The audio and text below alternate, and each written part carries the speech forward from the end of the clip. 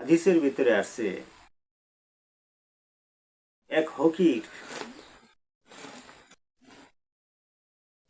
উনি ভিক্ষা করতেন, তার কেউ ছিল না, অসহায় ছিল, একা ছিল। একজনের বাড়িতে সে যখন ভিক্ষা করার লেগে যাইতেন, মহব্বত করিয়া তারে ভিক্ষা দিতেন। এই ভিক্ষা করতে করতে ওই লোকটার সাথে একটা মোটামুটি ভালো সম্পর্ক হয়ে গেছে। ওই লোক দেখে হঠাৎ করে যে 3-4 দিন হয়ে যাইতেছে এই ভিক্ষুক লোকটা আমার বাড়িতে আয় না। উনি চিন্তা করলেন নিশ্চয়ই কোনো অসুস্থ হয়েছে, নাইলে কোনো কিছু হয়েছে। এরা তো আমার ভালো লাগতো, ভিক্ষা করবার আইলে মহব্বত করতাম, হেও আমারে মহব্বত করতো, একটু যাই খোঁজ খবরটা লই আই। কিছু পয়সা করি লইয়া তার খুঁজে যাওয়ার পরে যখন বাড়িতে যায় ডাক দিলেন, ভাই অমুক আছো? ভিতর থেকে অসুস্থ অবস্থা রয়েছে। হ্যাঁ, ওই অবস্থায় বললেন, জি আছি। আপনি কে? কয়দিন ধরে দিই তুমি যাও না ভিক্ষা টিক্ষা করবার লেগে, তোমার খোঁজ খবর লবার লেগে আইলাম। উনি বললেন, ভাই রে আমি খুব অসুস্থ, এই অসুস্থর কারণে আমি যাইতে পারি নাই। এখন আপনি যত আইছেন আমি খুশি হয়েছি, আপনার আমার খোঁজ খবর লইলেন। তো ওই ব্যক্তি তখন বললেন যে দেখো আমার কাছে এই যে কয়েকটা টাকা পয়সা আছে, এটি তুমি রাখো, যত তুমি গেলে আমি দিতাম, যাও না এই জন্য আমি নিয়ে আইছি। এটি দিয়া যখন বিদাইলে মেলা দিব, ওই সময় ওই অসুস্থ ব্যক্তিরা হাতে ধরে বলেন, ভাই দুনিয়াতে আমার কেউ নাই আপনজন। তা আমি শুনছি একটা ভালা মানুষে যদি কোনো মৃত্যু ব্যক্তিকে কবরে রাখে, তাহলে ফেরেশতারাও বলে যে একটা ভালা মানুষে মৃত্যু ব্যক্তিকে কবরে রাখছে, আমরাও তার সাথে ভালো ব্যবহার করি, তারেও আমরা ইজ্জত দিই, সম্মান দিই। ভালো মানুষে কবরে রাখলে ভালো, এই জন্য নিজের সন্তানে জানাজা পড়লে, কবরে রাখলে 70 জন নবী উপস্থিত থাকিয়া জানাজা পড়লে যেই পরিমাণ সওয়াব, সম্মান, মর্যাদা হয়, এরকম সম্মান মর্যাদা হয় যদি নিজের সন্তানে জানাজা পড়ে কবরে নামায়, লাশ কবর দেয়।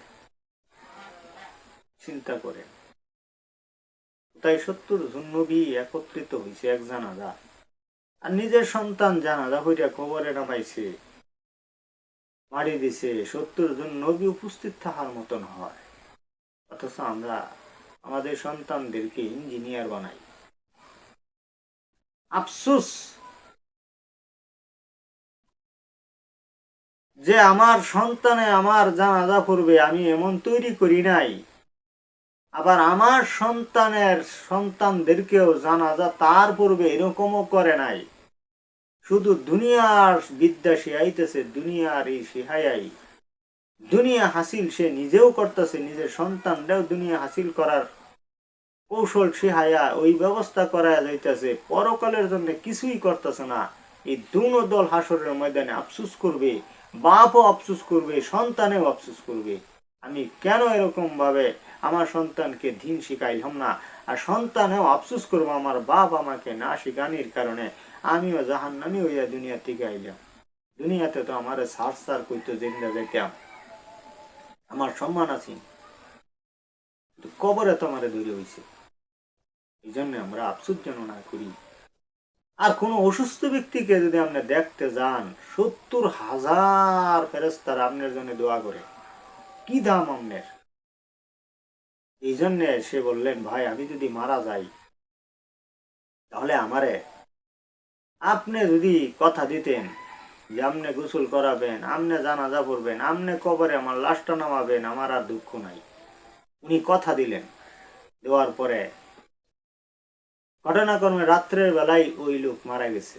অসুস্থ ব্যক্তি, উনি জানাজা পড়লেন, কবরে নামাইলেন। নামানোর পরে মাটি ছেলে দিয়া এরা পকেটে হাত দিয়া দেখে যে তার এমন একটি দরকারি চাকরি করে একটি কাগজ পড়ে গেছে কবরের ভিতরে, যেটা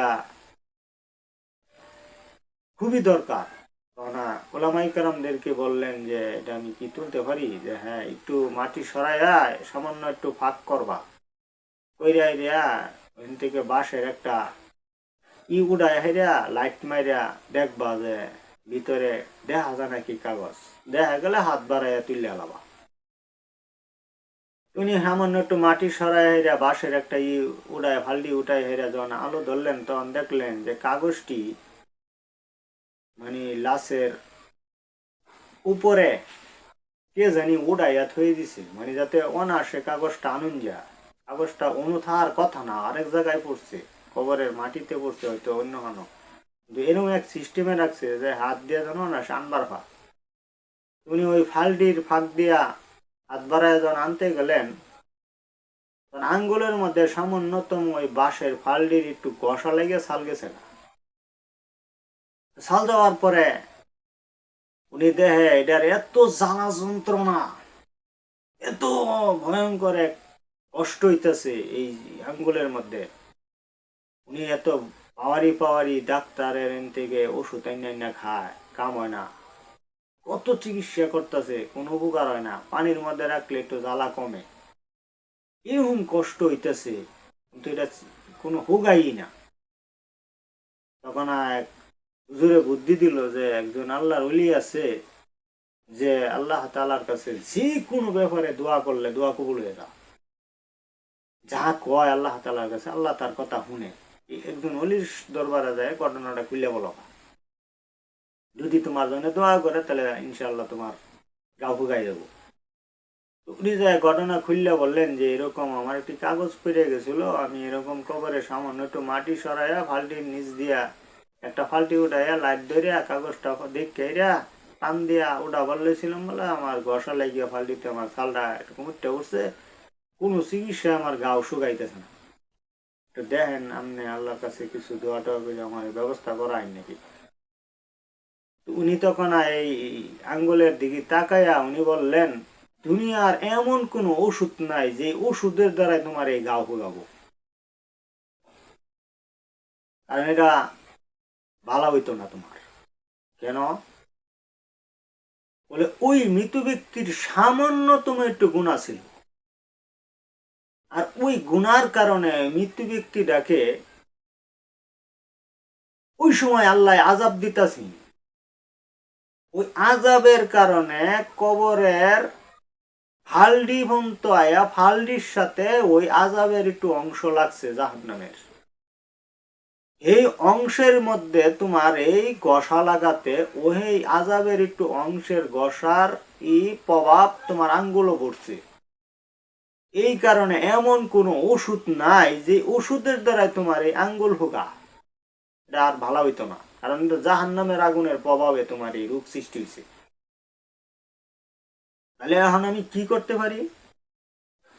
উনি বললেন যে আল্লাহ পাকের কাছে কান্দাকাটি করো যাতে তোমার জীবনে কোনো গুনাহ না থাকে, তুমি যেন আল্লাহর কাছে দামি হইয়া নিষ্পাপ হইয়া কবরে যেতে পারো। উনি আউমাউ করে খাইন্দা দিলেন বুজুর্গর সামনে, আল্লাহ আমার জীবনে আরো কত বড় বড় গুনাহ করছি, যদি তুমি আমার জাহান্নামের আগুন জ্বালাও আমি কিভাবে সহ্য করব। বুজুর্গের সামনে যখন কান্তা ছিল তখন আর টপ টপ করে চোখের পানি গুলো পড়তা ছিল, বুজুর্গ এই চোখের পানি হাতের তলার মধ্যে বুজুর্গ নিলেন, নিয়ে এরা আঙ্গুলের মধ্যে, যেই আঙ্গুলের মধ্যে আর ভালো হইতেছিল না, ঘাও হয়ে গেছে, এই আঙ্গুলের মধ্যে সাথে সাথে ওই চোখের পানিটা একটু বড়াইয়া মালিশ করলেন, করার লগে লগে সাথে সাথে আঙ্গুল ভালো হয়ে গেছে, সুস্থ হয়ে গেছে। মুরিদরা বলতেছেন হুজুর আপনার এটা কেরামতি নাকি? না, এটা আমার কেরামতি না, আল্লাহ কোরআনে বলছেন জাহান্নামের আগুন নিবাউর মতো না কোনো পানি কোনো ব্যবস্থা আল্লাহ এমনে করেন নাই, শুধুমাত্র জাহান্নামের আগুন নিবে চোখের পানি। এই চোখের পানিও যত জাহান্নামের আগুন নিবে, এই কারণে এই বান্দার আঙ্গুলের মধ্যে জাহান্নামের প্রভাব পড়াতে রোগ সৃষ্টি হয়েছে। এই কারণে বান্দার কোনো ওষুধে ভালো হইতো না, একমাত্র ওষুধ হিসাবে নিছি চোখের পানি। বান্দার চোখের পানিটা যখন নিয়ে লাগাইছি তখন এই জাহান্নামের প্রভাবটা সরে গেছে গা। এই কারণে বান্দার হাতটা ভালো হয়ে গেছে।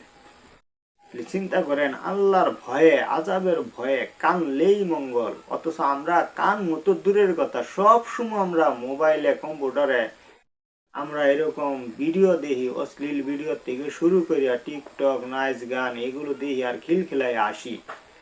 এই আসিয়ে যে আমার সারা জীবন অনন্তকাল কবরে, হাসরে, মিজানে, জাহান্নামে কান্দাবো, একটু বার ওয়াই হইতেছি না আমার ভাই।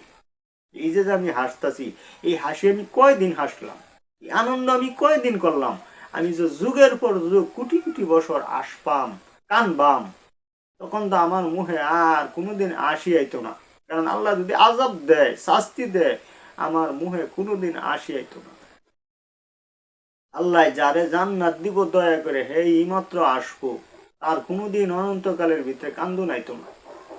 আর আল্লাহ যারে আযাব দিব, হে কোনোদিন আর আসতে পারবে না, অনন্তকাল তার কান্দতে হবে। আমার ভাই, এই হাদিসটা শোনার পরে আমরা ভয় পাই, আমরা একটু ভয় পাই, আমরা গুনার কাজ ছেড়ে দিই।